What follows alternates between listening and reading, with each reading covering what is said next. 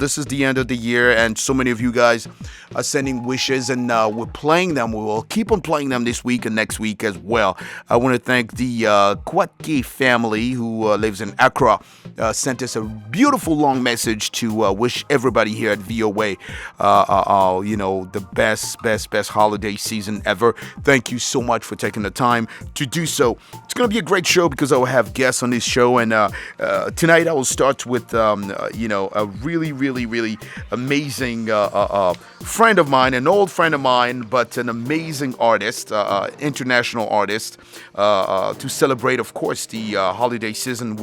We are very delighted to host Anthony Faulkner, an award-winning international recording artist, philanthropist. Anthony recently released an inspiring, rendition, of the classic Christmas song, Silent Night. And that's the reason why we really invited him here to celebrate. The song itself celebrate the birth of Christ. Anthony is an independent artist who has toured 6 continents. For those who listen to VOA Africa, you know that Anthony has been in this show. We've talked about him so many times. We played his songs in so many occasions. Anthony's also recognized for, I was saying it earlier, philanthropic efforts supporting orphanages and underprivileged families all over the world. Anthony, just for that, I have so much respect for you, man. I'm telling you, for things you've been doing beside your art, just being there for other people. I've seen your videos and, helping, whether here in the States, outside of the state, helping those who are hungry, those who don't have a place to sleep. I commend you for that, man. Thank you for being here, man. I'm happy to be back. I had to start at that point because that was really emotional to me to see what you do really outside of it. Yeah. How you been, man? Man, I've been working, grinding really hard, man, trying to make a difference. And, progress in my own personal life as well as, helping others. So it's been a journey. Yeah. So my question was just, for all this time, because the last time you were here was 2013. Yes, man. That was a long time ago. So when I walked in and saw my poster, I said, wait a minute. They still have that poster your up? big poster in the office. I bet you when you were coming, you didn't even know that poster was still I didn't know.